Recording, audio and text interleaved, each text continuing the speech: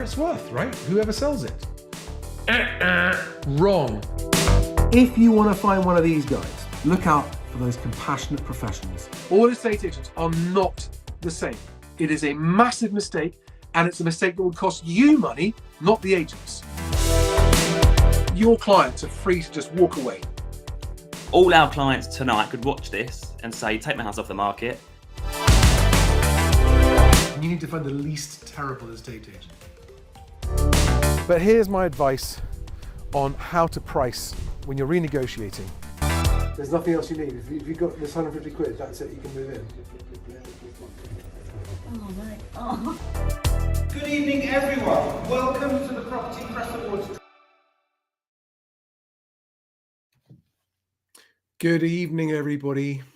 Welcome to this evening's live stream, which is all about you, not about me. It's all about answering your questions. And we are simultaneously live on all the usual platforms, plus we're live on Instagram. And if you're watching on Instagram, I've got to switch to another tab to see your questions there. Hello, Allied Property Lettings on Instagram. And we're also live on TikTok. So I just didn't want to leave anyone out this evening. So we're live everywhere: Instagram, TikTok, YouTube, Facebook, LinkedIn, Twitch. I can't even remember everywhere. But so let's get straight into it. It is about, I'm going to start by opening my beverage for this evening. Children in bed. Erin Dawes is in the shower, so I need to hurry up. And we're going to, so it's ask me anything you want to ask me about the housing market. I will answer what I can. I won't answer if it's something I don't know the answer to. I'm not a mortgage broker, so don't ask me about mortgages. But your move, buying, renting, agents, negotiating, offering, viewing, anything like that. Sales or lettings, all right?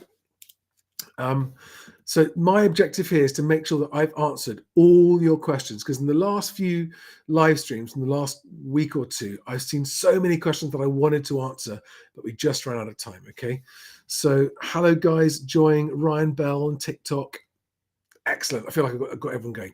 So the first question we got this evening was actually put on the live stream before we went live by Craptacular82 on YouTube, who says, our landlord is selling. If we move into another rental and sign a new 12-month lease, and I'm happy for a 3-month overlap, if I was buying, I think you mean, how long should we factor in from making an offer to moving in? Okay, so there is an average out there at the moment, and the average is from having your offer accepted. Okay, so from the point you make the offer and the seller of the property decides to say, yes, we'll accept your offer, the average is somewhere between 4 and 5 months. Now, that's pretty crap. Sometimes these things are outside the control of the people in the chain. There's a chain. It depends on who else is in the chain. If the seller of the property that you are buying is contract ready, then, and if you've got everything you need lined up, you could exchange in 28 days and move in a week after that. So it could be 4 or 5 weeks. So somewhere between 4 or 5 weeks and 4 or 5 months is where you will find it typically. Now, it varies enormously from property to property. If it's a probate property, it's going to take longer. Big delays on probate properties right now. But hopefully that answers your question, Craptacular82. The next question I've got is from Kylo Hawk, who also snuck this in before we went live on YouTube. And he says, if 99% mortgages were implemented immediately, and you're talking about the government guaranteed ones, would you expect house prices to rise instead of fall? And the answer is okay, so there are several ifs to this. 99% mortgages in themselves, the only difference that they make is that they allow people who do pass affordability checks from a mortgage lender, so your credit score is okay, and your job is secure, and your income is secure enough for a lender, and your affordability is okay, depending on what other debts you've got. It doesn't change any of that.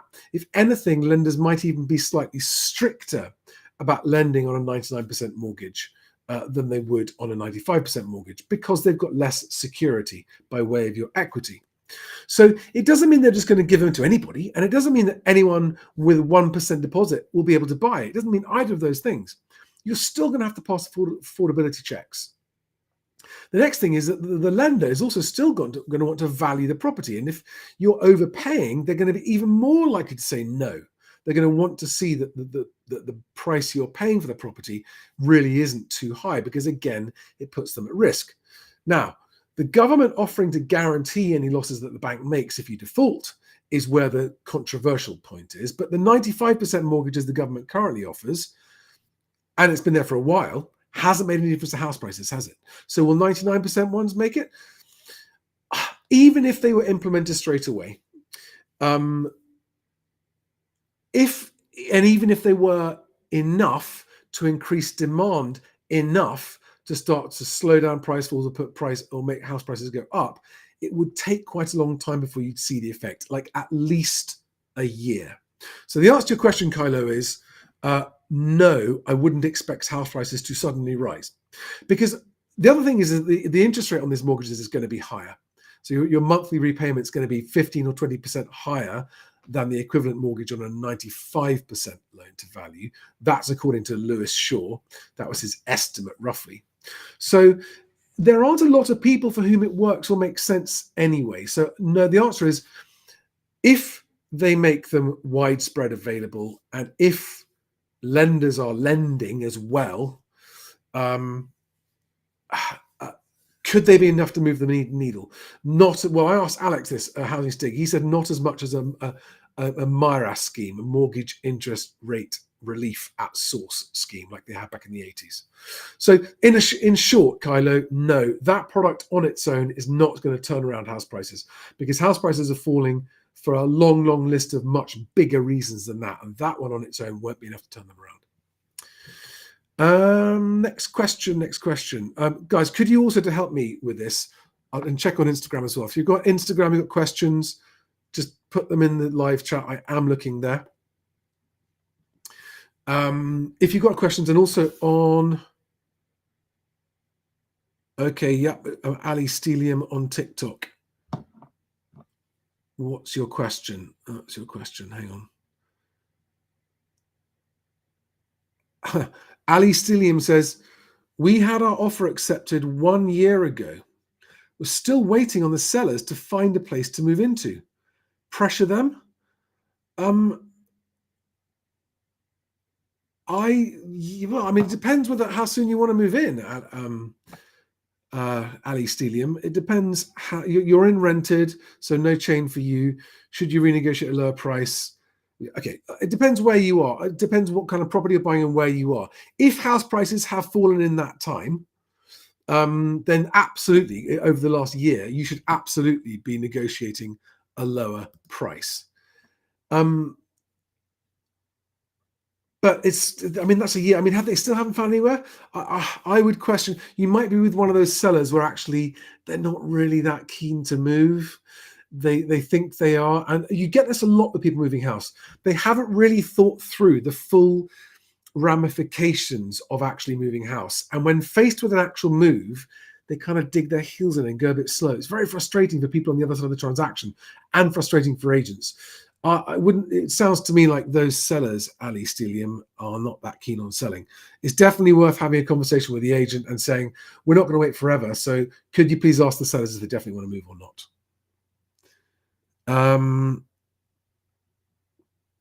Someone is saying, have I seen the Bloomberg article, the collapse of the UK housing market may be coming? I haven't seen that. When did that come out? I'd be very curious to see that, because they normally talk it up. Right, questions. How do you frame this? Imran Rashid on YouTube is asking, how do you prevent malicious agents from submitting false data to your open source housing index? Okay, cool. Good question. So because Best Agent is a property website where people can inquire about properties for sale and to let and look for agents, if an agent is reporting a property price, They'll be verified with us. We'll know who they are. So they wouldn't be able to do it anonymously. And if they lied, we would find out, because every single property that's registered gets checked against the land registry. Some of them, the land registry is already reported, so we're able to match up the price and go, yep, that's the correct price reported. And so far, all of the ones who've been reported where the land registry has actually put the final price in have been correct and no one's lied. With agents, there's not really any. There's only a very, very short-term potential benefit from them doing this, and they wouldn't be able to do it in large enough numbers to move the average. And so they would very, very quickly be found out for lying, and they'd be banned from Best Agent. They wouldn't get any leads from Best Agent. They'd be flagged as a dishonest agent. Whereas agents who contribute their exchange prices, voluntarily contribute exchange prices to the Best Agent open source house price index, will get a badge on their listings on Best Agent saying contributor, so that they are an open source house price contributor. So in other words, they're a transparency contributor. They're an agent that is on board with transparency. Could an agent lie with one listing, with one price report? Yes. Would it be enough to move the needle? No, it wouldn't. It wouldn't really be worth it. So I don't know if that answers your question, Imran. I need to dry mouth. Next question. Let's try and get another one from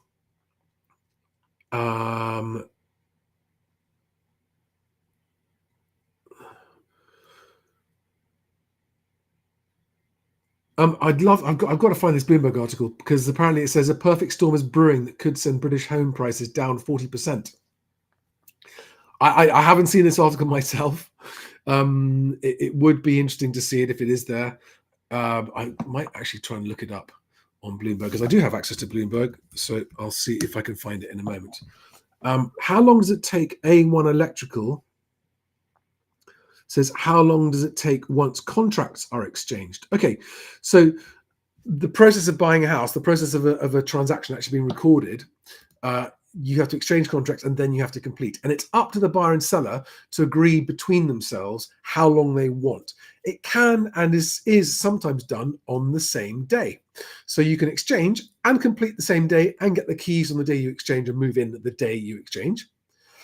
Or if it suits both parties, you can exchange and have an extended contract, an extended completion that doesn't happen for weeks or even months if both parties agree to it. So typically speaking, it's between 7 to 14 days between exchange and completion. And normally it's something to do with actually getting the funds from the lender, which they don't release until exchange of contracts, I don't think. If you're a conveyancer watching this, by all means, correct me. So A1, does that answer your question? Any more questions on TikTok? Keep them coming. Wow, big audience on TikTok, always competing with YouTube for followers tonight. Urban Achiever asks, "Hi Charlie, is there a media conspiracy with regard to reporting of house price news?" Great question. If there is, I don't know about it, but what I would suspect is more likely to be the case is the widespread gaslighting of journalists in the mainstream media corporations to only believe official data. Only believe government data, don't question it. Believe the ONS and the Land Registry House Price Index, don't question it. Believe Nationwide or Halifax, these are big, respectable lending institutions. There's no question about those. So it's not that I think that there is a conspiracy amongst the media. I think they just aren't questioning it because most of them are amongst the property owning demographic and don't want to write. I mean, they do when they see a story saying house prices have fallen. They do say, hey, house prices have fallen the fastest since 2009. They do those. But my perception is that there is no conspiracy among the media. They're just almost part of the... they're just fed the information and it's not questioned and that's it. So, I don't know if that's a good enough answer to your question, but it's a good question. Daniel Mathias on YouTube says, offer accepted today, Charlie, and followed all your advice. Don't overpay. So happy. Woohoo! Congratulations, Daniel. That's amazing news. Thank you so much. And I love hearing the stories when people are actually using my advice, and it works out. Do we have any more? How long is it? Okay. Bethany Blakemore on TikTok asks, how long is the average between offer accepting and completion? What are the main stages? So between offer accepting and completion is typically about 4 to 5 months at the moment. That's on average. But if you've got a very well prepared seller and a very well prepared buyer, you can get it done in 4 to 6 weeks. The only thing that might delay it more than that is how long it takes the local authority to return the searches. But if both parties are ready, in theory, you can exchange in 48 hours. I mean, that's not enough time for the lender to do that. But the stages are, if you are buying with a mortgage, once your offer is accepted, you have to, your lender, assuming that you're not a cash buyer, will have to arrange for a valuation. So they want to go and check that the property is suitable for lending and check what they think the value is and that their security on lending you against the property is okay. You've got to have the lenders also require for the property searches to be done, and different councils take different lengths of time. Some of them can take up to 2 or 3 months. Most of them tend to do it in a few weeks.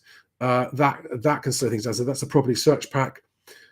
Then there's the lender's valuation, and then of course you've got the conveyancing. So are the contracts all okay? And if there's a lease, it's a bit longer. So it's questions between the buyers and sellers solicitors.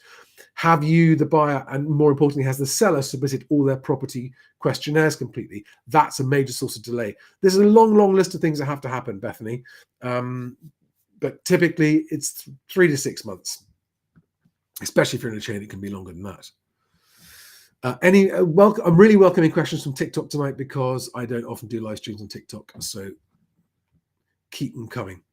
Savkin asks, lenders' rates are rising. Is this the result of buyers' optimism, market recovering, or do banks think that the Bank of England rate won't be cut in the observable future? Good question, Savkin.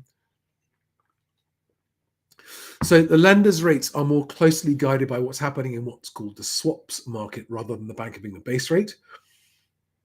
And there are lots of commercial things that affect the lenders' rates as well. How many they're writing, where they're writing them, and so writing is how many they're actually lending. I suspect that there was a bit of too much misplaced optimism of rates being cut this year, and the banks wanted to get in and get the custom that was coming. There was a bit of a sort of rush of activity in January, and now they're backpedaling a little bit, going, "Ooh, the rates aren't going to cut down," because the financial markets who were pricing in more rate cuts sooner this year have now changed it and backed away from those bets. They're now saying fewer rate cuts later in the year. Do we have another question? Bethany Blakemore says, we both have no chain. How would that impact the time? If both of you got no chain, then if the seller is contract ready, the only thing delaying you is the lender's survey and the search pack, and you're good to go. And if it's freehold, not leasehold. Valley Roche on TikTok says, the house we want to buy has had 30 viewings and 5 offers. It's at 635,000. We would go to 660,000. How to win it? Paying cash. We think it's worth 750 after a 10k spend. That's punchy optimism. That's punchy optimism. And if you're right that it's worth 750 after 10k spend, then other people will also be bidding it up because there's an easy 100 grand to make there, isn't there? If that's true, it rarely is that easy. But how to win it? If you are up against other people offering, obviously there's the amount that you offer. But the thing that tends to happen in this situation is what can be sometimes called a contract race. So it's okay, whoever can actually get the money done and contract exchange fastest. So make sure you've got a conveyancer already instructed. Make sure you've got proof of your funds, irrefutable proof of your funds. If you are going to be borrowing, get a search pack done. If not, then you don't need to. But also, if you're a cash buyer, do not buy it without getting a structural survey done. Do not buy it without getting a structural survey done. Some of you will, and you'll ignore me, and you'll get burnt. But so that's what I do, Valley Roche. I would say, here's my offer. I can proceed to exchange immediately that I've had a structural survey done, and I will instruct the structural survey on the day the offer is accepted. So in other words, if you can demonstrate that you aren't just offering a good amount, but you can also proceed and to exchange faster than the others, that's how to win it. All right. Make sure, so when you say you're paying cash, you need to make sure that your offer contains proof that you have the funds ready to go and it doesn't require the sale of another property or that kind of stuff. The number of people who think that they're a cash buyer because they've got a property to sell that's going to get them the money. You are not a cash buyer in the eyes of an agent if you've got a property that you need to sell first to get the cash to buy the one you want to buy. Okay.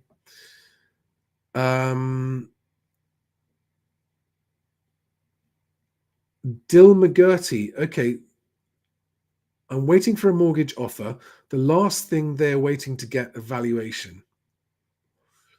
The lender is waiting to get a valuation. Would they bother doing this with no intention of lending? No, they would. If they're going to do a valuation, then they absolutely are intending to lend. They've got to just double check that it's a safe property to lend against. Catherine Straw 1 says, "Hi, when would you suggest selling my property?" Catherine, to answer that question, I'd need to ask you why you are selling. So, are you upsizing? Are you downsizing? Or are you moving? Are you relocating for work? Or are you just selling and not buying? What is your reason for sale? Is it because of a divorce? Is it a probate property that you've inherited being sold? And also, whereabouts in the country are you? What kind of, is it a flat or a house? All of these things I need to understand. But generally speaking, if you are considering selling your property because you need the money out, I wouldn't delay. Unless you're upsizing, in which case, as long as the properties that you're upsizing to also coming down, you are hedged against the drop in the price of your property. Generally speaking, if you need to sell, I would suggest selling sooner rather than later. Cool. Come on, YouTube. TikTok's beating you at the moment with questions. Oh no, it's not. Oh God, I'm never going to get through all these, am I?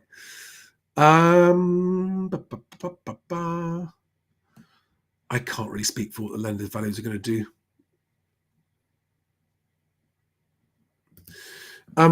Tom Rowland says, do you think buyers will see this, the 99% mortgage, as their only chance to buy a home? Many people are probably concerned that prices will rise and they will miss the boat. So, Tom, that's exactly what everyone wants you to think in the industry. It's exactly what the agents and the lenders want you to think. Buy now because you might miss the boat. If the 99% mortgage becomes a thing, I don't think it's going to be a temporary thing. And I don't think it's going to make prices go up that fast. And I don't think it's not going to suddenly make people who don't have affordability have affordability.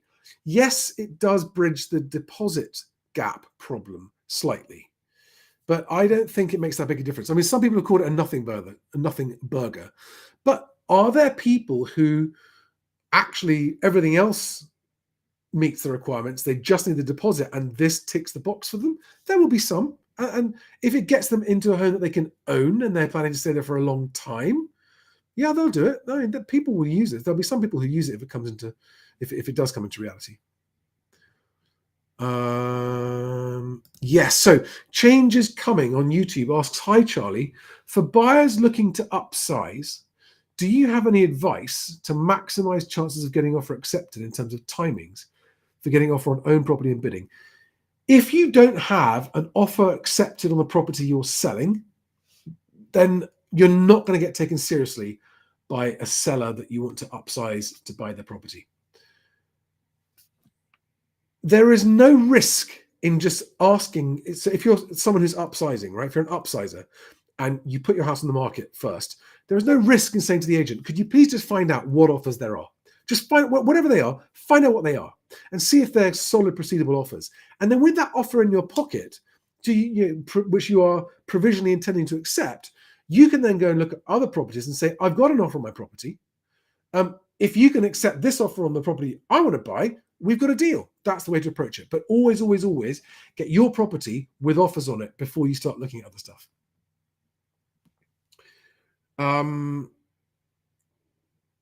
Natasha Reynolds on TikTok asks, God, there's so many questions. We have a help to buy of 39,995, 40 grand. We have 117,000 left on the mortgage. The house currently worth 235. Have we enough equity to help us move? That is a question for a mortgage broker, Natasha. That is a question for a mortgage broker. I am not a mortgage broker. Okay, I'm a moving specialist, especially on the estate agency side of things. I could do the sums there, but that is a question for a broker. And if you want to talk to my brokers, mhwc.co.uk/mortgage. Link is below on YouTube.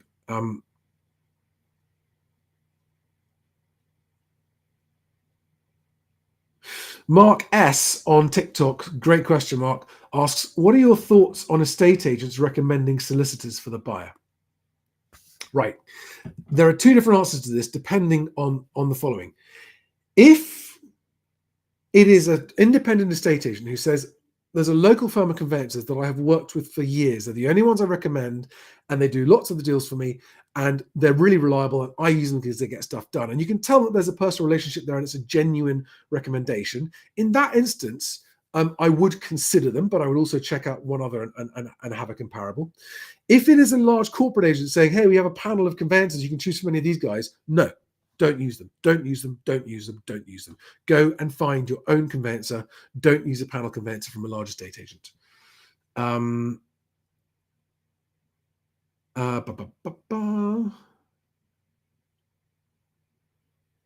Oh, so many questions.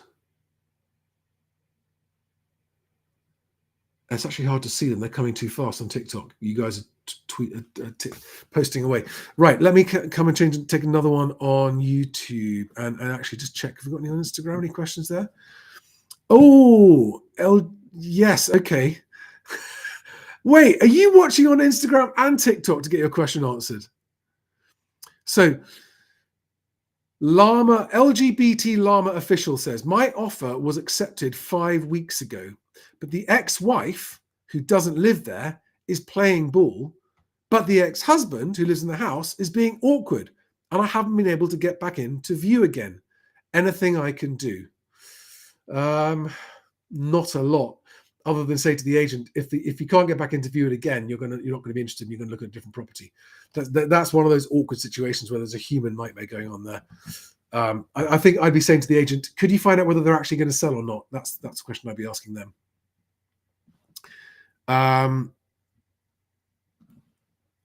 Okay, guys. Steve.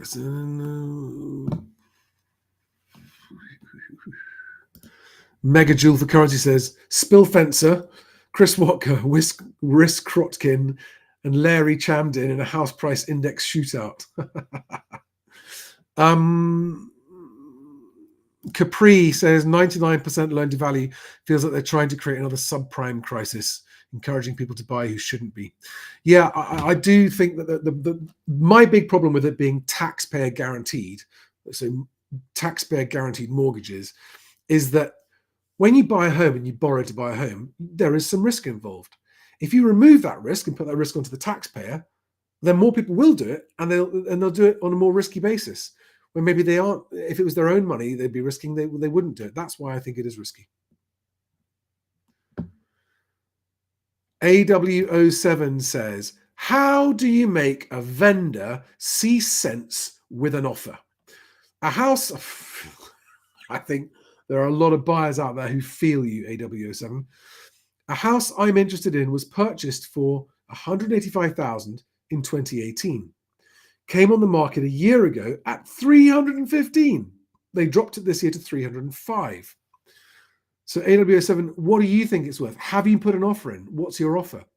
I mean, it depends on the seller's motivation. If you've got these guys who are just absolutely like, no, either we get what we want or we're not selling it, then unless you're a cash buyer who doesn't care about overpaying, they're not going to sell it. But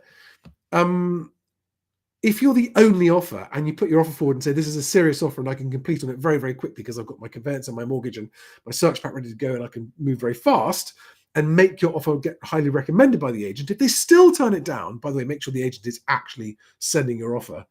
But if they still turn it down, they're not serious sellers. There are a lot of time-wasting sellers, a surprising amount of time-wasting sellers out there.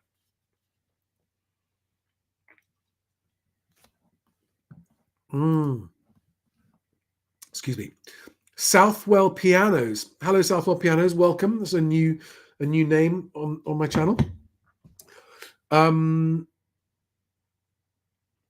Does your price low to get multiple buyers apply to higher value properties? I've had valuations of between 850 and 950,000 on my house from 6 agents after asking for them not to overvalue. Go on at 750. Okay. If the lowest valuation that you've had is 850 from 6 agents, I would be asking the following question, because getting there is a risk of pricing too low. And the really skillful agents know how to price at exactly the right balance, which gets you maximum interest and competing buyers without going too low, which can sometimes happen. So you really need to talk to each of the agents you're most considering going with, or sort of the 2 that you think, if you think they're good enough anyway, and say, exactly what price do you think will get us the most offers the soonest without undervaluing it? It's a tricky one. That'll be a question. I don't know what part of the country you're in, AW07. If you are in, I don't know where you are. So, but that's a question I'd love to put to Perry Power. You see, this is where a really good agent makes their money, especially at that level of the market, sort of 850, 900,000 pounds. This is where the right agent can make you probably 10, 20, 30 grand difference on what they get, and month or 1 or 2 or 3 months faster on the sale. And they'll know exactly what to do about your house and how to pitch it and where to pitch it and the photographs and the right price and all that kind of stuff, which is all part of the marketing strategy to get the maximum interest and get the house under offer for the best price the market will support within 4 weeks. But I would be talking to the agents with the lowest valuations there, because generally speaking, and I'd be asking for comparables, and I'd be saying, look, never mind asking price or how much I want for it. What do you think is the right marketing price to attract maximum attention? Hope that answers your question.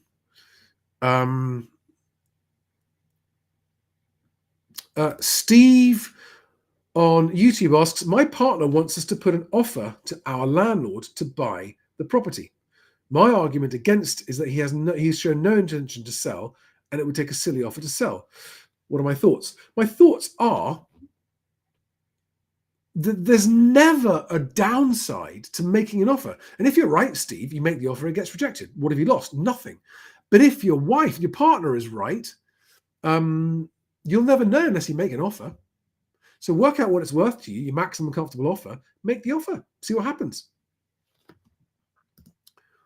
Yuka, this is an interesting question, on YouTube says, a voluntary repossession has come to the market at a good looking asking price compared to many similar properties. Is the seller, which is the bank, likely only to accept asking? No, if the seller is the bank, they will accept whatever the best offer is, and they'll probably take the agent's advice on whether or not to hold on for a better offer or not. It'll be very interesting. But the point is, it doesn't, again, you're asking if they only accept, if they're likely only to accept asking. It doesn't really matter. You should never offer more than your maximum comfortable offer anyway. So make your offer. Make it in the best possible way with everything ready. So that, because again, if I was a bank and I had one offer saying I can exchange in 28 days and another offer saying, oh, I'm going to take 3 months, you're going to take the first one, aren't you? Oh, lots of new messages. Okay.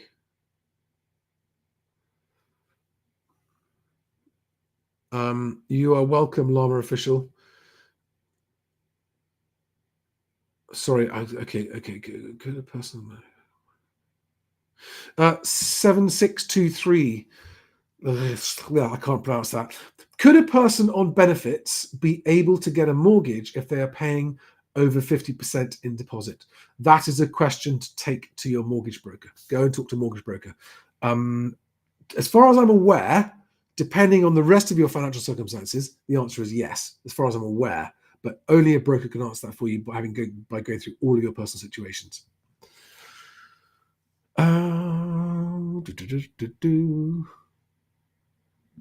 Southwell Pianos. I am downsizing and have no mortgage, so don't have a needed figure for normal purchase. If you're downsizing, I would hurry up. I would just not delay if you're downsizing.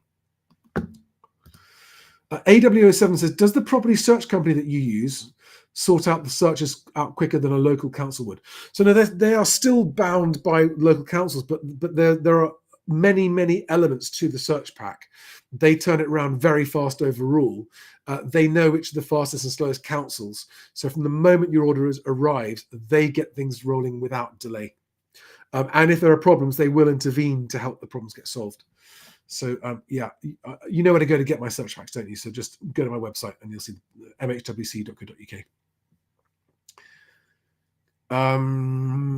Yachek D says, Charlie, you asked for good news for 5 Fact Friday.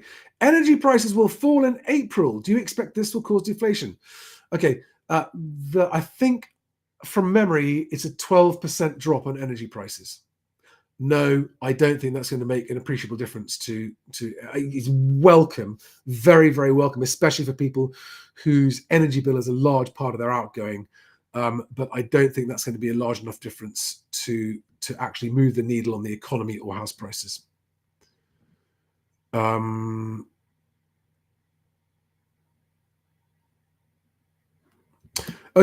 Yogini D on YouTube. Welcome. That's a fresh new name. I don't recognize it. Asks, when seriously considering a house for purchase, I always ask the estate agent, what's the seller's reason for the sale? Estate agents are usually evasive. How, as a buyer, should I react to this? Okay, so part of the reason for having an estate agent and seller is that they are there to protect the seller's privacy. Typically speaking, an estate agent, I mean, one of the questions you are entitled to ask is there an onward chain for this property? Is the seller buying a new home that they need to sell this house to get? That is a legitimate material question that you can ask an estate agent, which they do need to answer, okay, because they're going to have to divulge that if you buy it anyway. But whether it comes down to things like divorce and that kind of stuff, or debt, those are the kind of personal reasons that an estate agent should not divulge. I mean, imagine if you were the seller, would you want the estate agent going there and saying, yeah, they're skint, they can't pay the bill, so they're desperate? No. And I wouldn't expect any estate agent to say that. If they're going through a divorce, maybe the seller will say to the agent whether or not they mind saying that that's the reason or not. I don't know. But it's up to the seller. So it is not automatically suspicious that the estate agent is evasive about the reason for the sale. The other question you can ask is it a probate sale? Because that's something that is important and relevant to know. So, has someone died? Is that why it's being sold? So some and some, okay? I think what it is legitimate to ask the agent is there an onward chain? Does the seller need to find another house before they can move out? And is it a probate sale? A lot of agents will give hints as to the reasons for sale. Guys, I can't answer mortgage or finance related questions, okay? That's not my bag. You need to talk to an independent mortgage broker. And because there are so many of you asking those questions, I'm going to put this up on screen. If you don't have an independent whole of market mortgage broker, that's who your first port of call should be.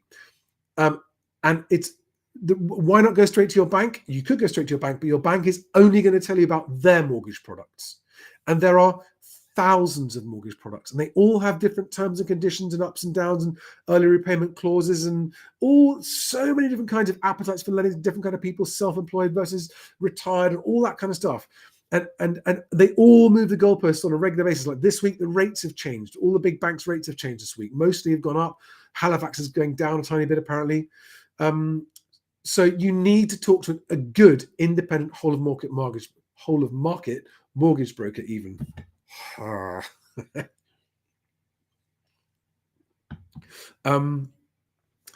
it's got to be one that you trust, because there is a lot of bad advice out there from some mortgage brokers.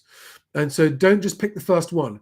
Try and have a bit of a conversation with 2 or 3 at least until you find one that actually feels like they are not just a slick corporate salesman, but someone who actually has your human interests at heart. And if you can't find one like that, please talk to my guys. I've got 2 hand-picked brokers I work with because of their ethics and their values, and they are on that link there on the screen, which if you're on TikTok, it is movinghamewithcharlie.co.uk/mortgage.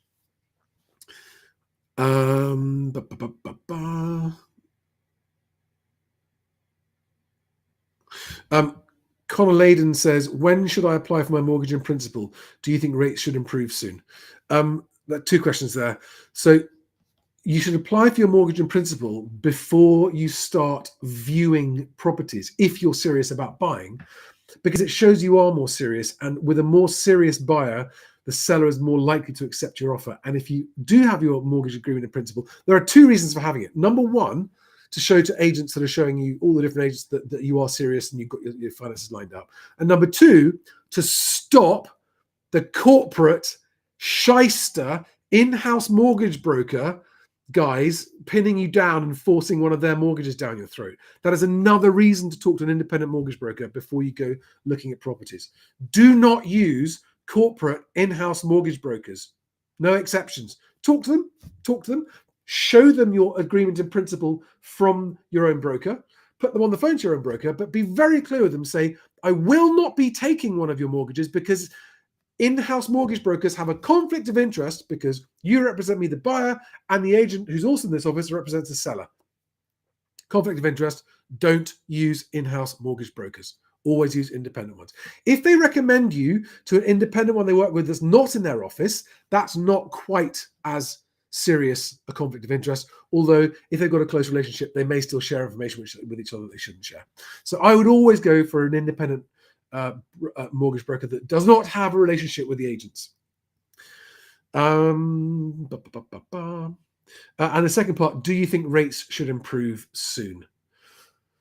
In a word, if you mean by soon, within the next few months, the answer is no. I'm not expecting them to improve anytime soon. Right. Questions.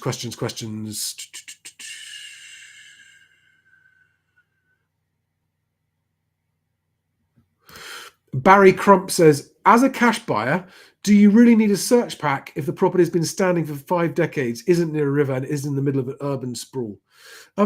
Barry, in a nutshell, yes. There are other things as well. There's rate. What you're checking for is things that you might pay cash for it without a search pack, and then you might come to sell it. And when you do, the buyer has got a mortgage and they have to do a search pack. And the search pack says, oh, there's a radon gas problem, which you didn't even think about. And suddenly then it goes, well, we're not buying that property then. So that's why you need to do it. It's not about, a search pack has nothing to do with the structural integrity of the house. That's what a structural survey is for, which you should also do, by the way. You should also do. Because you need, if it's 50 years old, you need to know.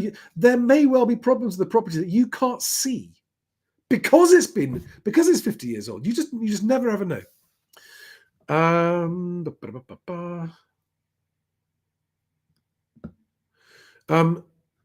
Boss Saru on YouTube says, I need to book a surveyor for a level 3 survey for a purchase. Thanks for the advice. Cool. That helped you get your offer accepted. Excellent. Brilliant. Should I be wary of cheaper surveyors, or do they all generally meet a similar standard? As long as they're a qualified surveyor and they've got the letters after their name, I wouldn't particularly avoid cheaper surveyors. No, I would just make sure that they really seem experienced and credible and professional, and they've got the RACS qualification. I mean, if they appear desperate, no, I mean, there's no particular reason I would avoid them on price. Whereas I would avoid a cheap conveyancer.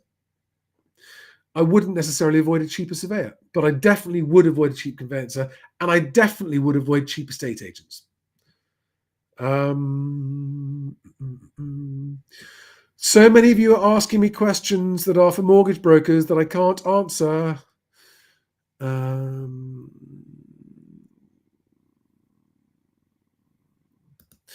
GP says, question, when buying, should I tell the agent that I'll consider their broker and legal rather than use mine to sweeten the deal and their profit margin for preferential treatment? Interesting question.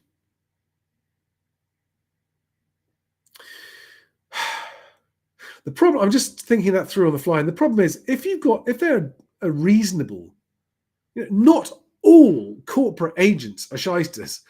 The big corporations all have quite bad shyster policy, but it's a tricky one because it's a catch-22. You're saying if you outright refuse to use their mortgage broker, they may not let you see the property. That is illegal, by the way. It's conditional selling, and you need to report them if they do. If you've got a mortgage in principle and you've got a broker on the phone that's prepared to talk to them to say yes, he can afford that property without divulging the full extent of your finances, they are not allowed to decline to show you that property on the grounds that you haven't spoken to their broker. That's totally illegal. It's called conditional selling. You should report them to the property ombudsman straight away if they do that. And this is the problem, you see. This is where agents get away with it because they do have some discretion over who they show the property to. But if you suspect that the agent has done that or might do that, and you know where the property is, just make sure you put a letter to the letterbox of the property saying, I've got a mortgage in principle. I wanted to view your property. The agent said no because I wouldn't use their in-house broker. Or I viewed it and they won't put my offer forward because just if you suspect that they could be that kind of agent, then make sure you go and put a letter through the letterbox. You could say that you consider their broker, but I would always talk to your own one first. That's the point. On the legal side, no, I'd say to them, look, I'll consider using a broker. I'll talk to them and see what they offer me, but I'm not using in-house legal. It's one of those things. You've really got to just make the judgment call with that particular office, those particular people. Do you feel like you can trust them or not? But just don't get tricked into it. It's tricky.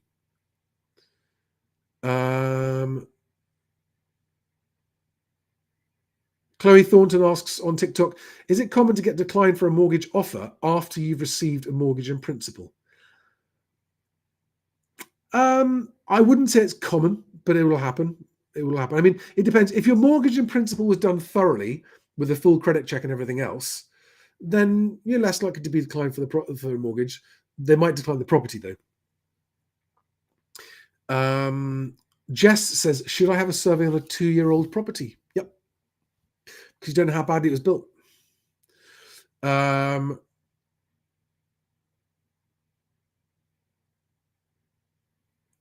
Charlotte says, if mortgage rates change between now and completion, can I change? You have to ask your broker. It's going to depend.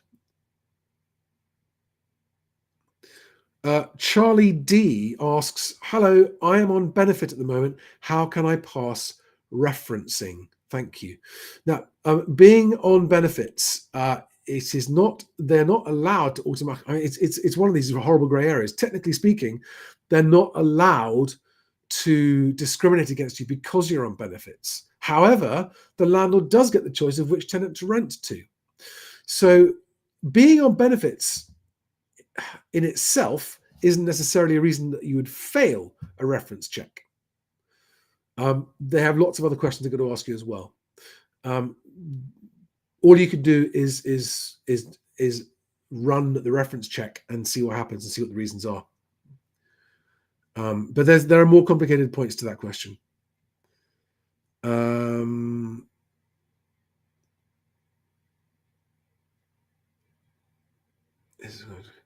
Right, sorry guys, there's so many questions. There's so many. I'm going to just have to skip. Like to buy a house that need to currently rent it. Kelly Bullock asks, I would like to buy a house. I don't need to. Currently rented.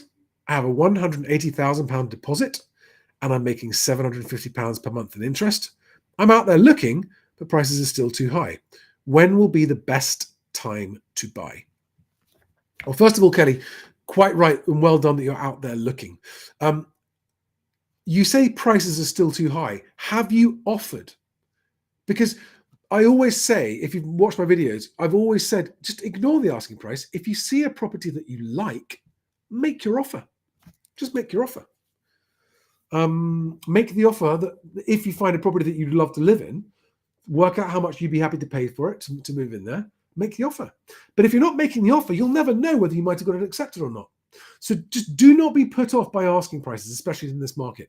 As far as when the best time to buy is concerned, Kelly, when you find a property that you love, where your offer that you're comfortable with is accepted. That is the only time to buy in any market. So you've got that lovely luxury situation where you're not under any pressure to buy. You've got no time pressure to buy. You've got time to look. So take your time and look. But when you find somewhere that you love and you make an offer that's accepted, that's the time to buy. If that makes sense. But if your question is, do I think house prices are going to continue to come down? The answer is yes. Roughly speaking, there will be some exceptions, but I don't know where you are, so I can't tell you specifically about that. Right, looking for more questions, especially questions from new followers. And Kelly, I've just seen you're saying you hope that it'll be your forever home, especially the case. So take your time, but when you find it, if you're going to be moving in forever, just buy it. Because if it's your forever home, isn't it right that the sooner you get in, the better?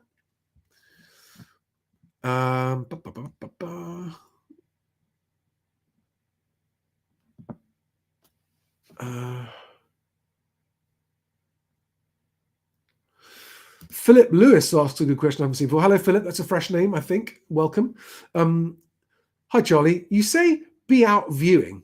What if I very rarely see a property that I like enough to go and view? Am I probably being too fussy? Well, first of all, once you start going to view properties, you'll find that often you'll like them more than you expected, and vice versa. You know, when you go and view a property in real life, you'll always be surprised compared to what you expected from the photographs, always. So if you can't find stuff that you like, I would then say look slightly higher up the price scale. I get so many one-to-one video calls. By the way, for those of you who don't know, you can book one-to-one video with me, 30-minute or 60-minute, and you can do it on my website, mhwc.co.uk. I have so many conversations with people on those one-to-one video calls where I say, have you looked at the properties that have got a slightly higher asking price that are sticking around? They go, no. I say, well, go and look at them and see whether or not you like one enough to make an offer that they accept. And they usually do. So are you being fussy? Hey, there's nothing wrong with being fussy. Are your expectations too high for your budget? That happens an awful lot. I can't speak for your situation. But I would go view more. And if you think being fussy, then look at the more expensive stuff, slightly more expensive stuff that's been hanging around for a long time, but just offer what you can afford.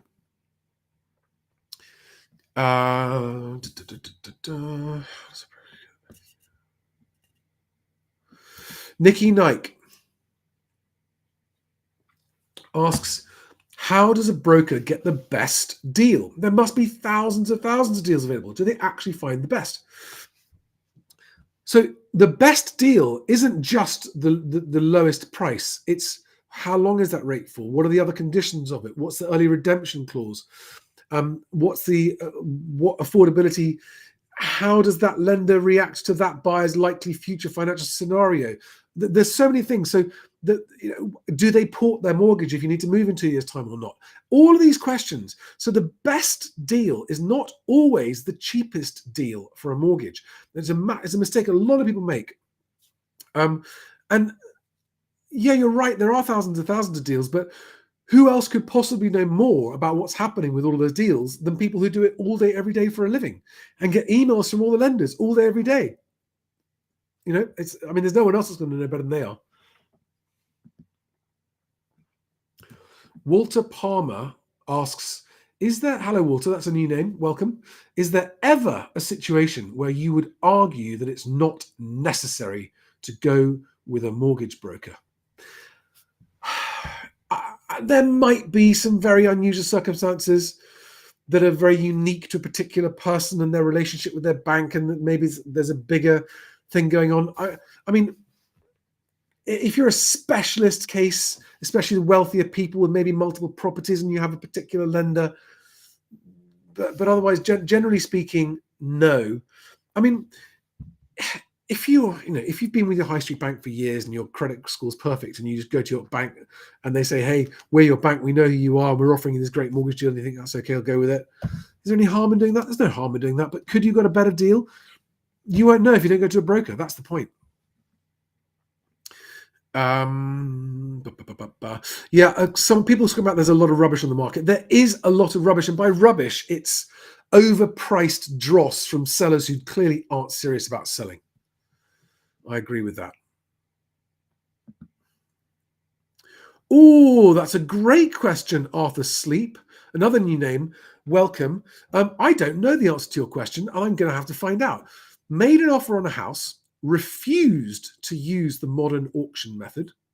Don't blame you. Can the agent refuse to pass my offer on to the seller? It depends on the terms that the seller has signed the agent up to. But to get an exact, accurate answer to that, I would have to check. Do we have any lawyers watching? Do we have any conveyancers watching who want to chime in with an opinion on that? That'd be cool. I don't blame you for refusing the modern method of auction. The modern method of auction is where the buyer has to pay the premium, basically pay the agent's fee. So the seller gets to keep everything you pay for the property, and the seller. The modern method of auction is basically a way of getting the buyer to pay the fee rather than the seller. It's like it's a bit of a smoke and mirrors and moving the balls around in the cups. In the end, the agent gets the money either way. And there's no guarantee of selling it, so it's not even that good a deal for the seller. It's a bit dodgy. And then if you put the reservation fee down as the buyer, and then you don't complete within 2 months, and the agent gets to keep the money and not the seller. Anyway.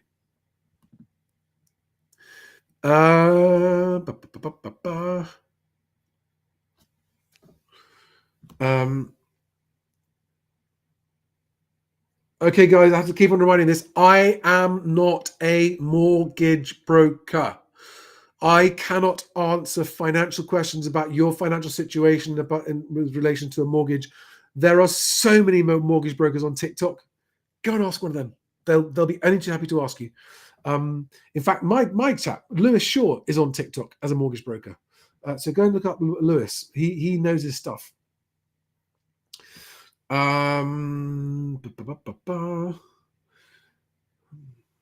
Mortgage question. Frank Earnshaw answers that question from before. You have to put all offers forward, but it'll be down to the seller to consider it. Yeah, that makes sense.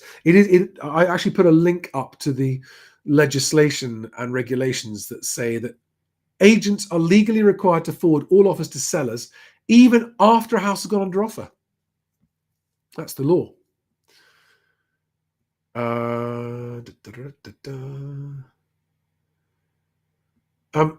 Lots of questions asking me to do a video about the modern method of auction. I would like to do that, but what I'm going to do is I'm going to try and get two guests, someone who is a proponent of it and someone who is an opponent of it, and I will have a live stream with them and taking your questions on both the pros and the cons. Generally speaking, the more people I talk to about it, especially the agents, go, it's just a bit dodgy. Arthur Sleep quite rightly says, I don't want to risk my pounds on it I don't want to risk my money on auction fees if it goes tits up. Quite right, Arthur, quite right. Oh God. Weaverson Guedos dos Santos asks, both my sale and my purchase are done, but we are hanging for over 2 months waiting on the next house, end of the chain, due to a land registry issue. Is there anything I can do to speed it up? Only the lawyer, the conveyancer representing the property that has the land registry issue has any chance of speeding it up. At the moment, you're at the mercy of the land registry. But if it can be shown, if the conveyancer can show the land registry that there is an urgency to it that if it's not met will cause financial harm, then the conveyancers can make a special request to have it expedited.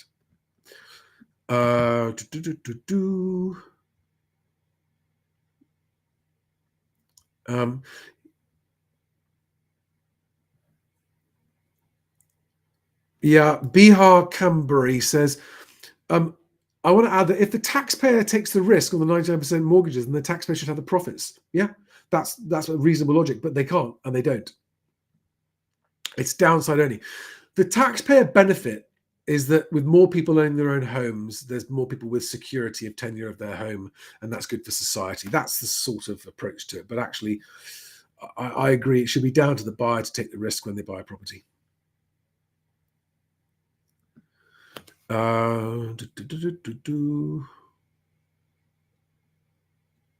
Nikki Knight says, how do I arrange a property survey on a house I'm interested in but as yet don't own? First of all, you'll need the seller's permission.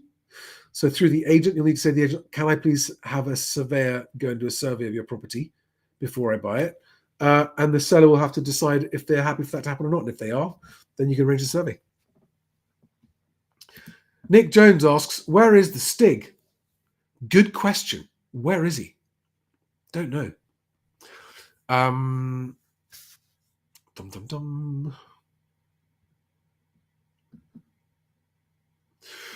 Oh, XL2828.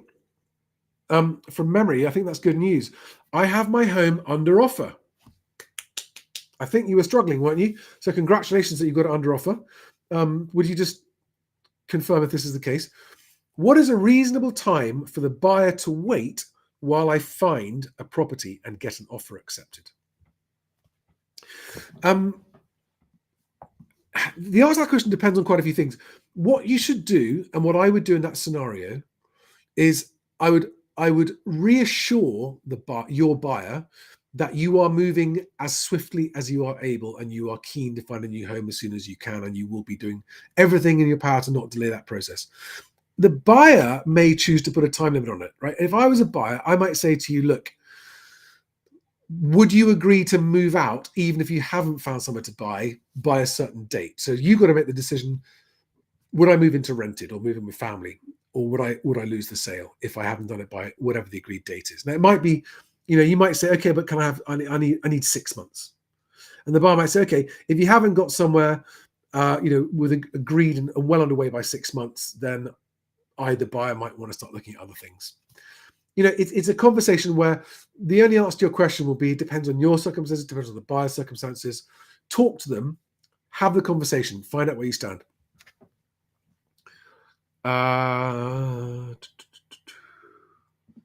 Tina B says, I had a voicemail from an estate agent I viewed with last August asking if I was still looking for a property. Desperation finally catching up and they're trawling old leads. I mean, that used to be what was just considered normal, just ringing around buyers who looked at stuff to see if they're still looking. It's not necessarily desperation. I mean, the fact they're doing it more now than they were means the market is harder, but actually it's good estate agency to do that.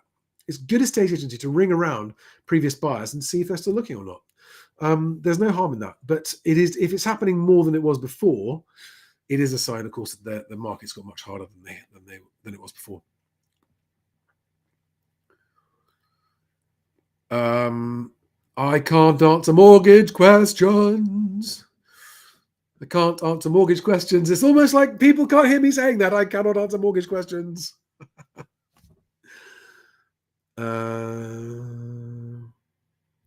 Han on TikTok asks, what is the typical solicitor fees for moving home?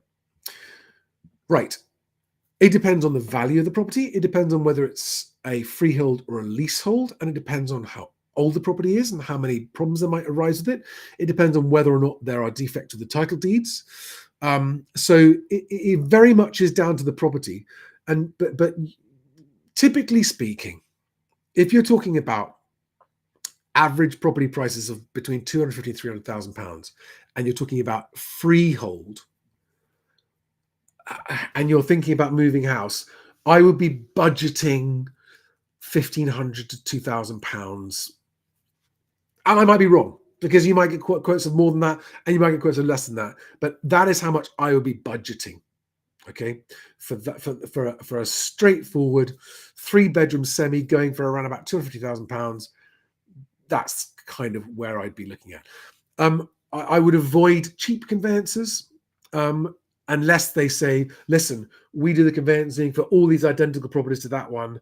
We know the seller of it really well. We can do it really quickly. And there's a genuine and explicable reason why, then maybe. But otherwise, I would avoid cheap conveyancers.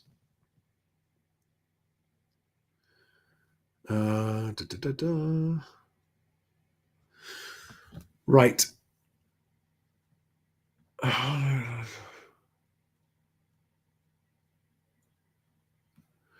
Tina Fight asks, hey, Charlie, the house I backed out of buying is still sold subject to contract, so it hasn't sold yet, hasn't exchanged, after over 6 months. Guessing that's a while, so maybe it isn't going well. that is a very reasonable guess. And that is happening in a lot of instances. Is it fine to ask to put an offer in, or is that gazumping? So I actually had one of my private video customers have the situation. They asked exactly what you're asking. And I said, I would. In fact, they didn't. I said to them, what happened? They said, we found one house that we loved, but it went under offer. I said, when was that? They went 6 months ago. I said, has it sold yet? And they said, we don't know. I said, call the agent. Just call the agent, Tina. Call the agent and say, everything okay with that deal, or would they like to consider another offer? It's not gazumping if the buyer that they're selling to is taking too long. So always ask in that situation. There's no harm in ringing the agent to ask what's happening with a property sale. They might say, sorry, we can't divulge that. And in other words, it's none of your business. But they might say, let me talk to the seller and find out.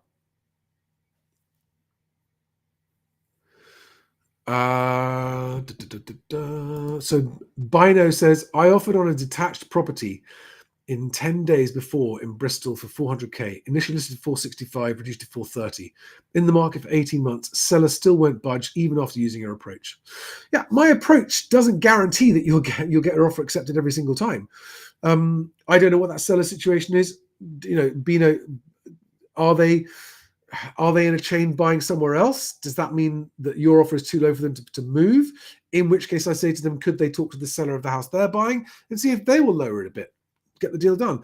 This is where really good agents will earn their money. They will somehow make it all happen. Dave F asks, RS6 or Tesla? The Tesla's faster than my RS6, but I'd still choose the RS6. Not going there, not going down the car rabbit hole. I'd love to. I might do that on my private channel. I might do a live stream on that another day.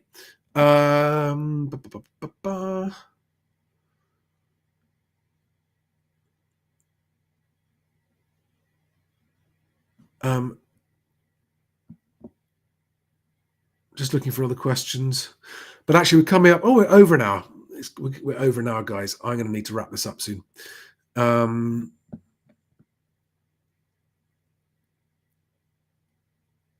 It's going to be right to buy. Yeah, guys, I'm going to call it. I'm going to call it. I've gone over time, so I'm going to be in trouble.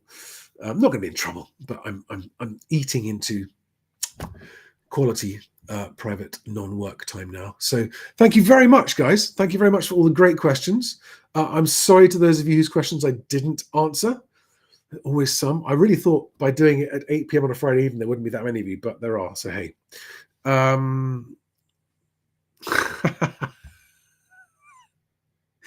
There's some funny questions coming on TikTok. Can you buy a house, but then rent 4 other properties, but then buy another house and then sell 10 more and then Very funny.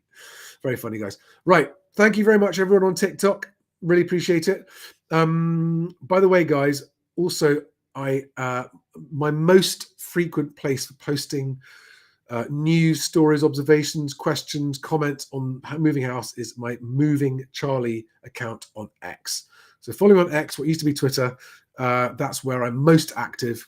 Otherwise, I'm on YouTube, Instagram, Facebook, LinkedIn, TikTok, X. Oh, and Rumble. Not live streaming on Rumble tonight. Should have been. Right. Have a wonderful weekend, guys. I'll see you very soon. Have a good one. Thanks, guys. Bye-bye.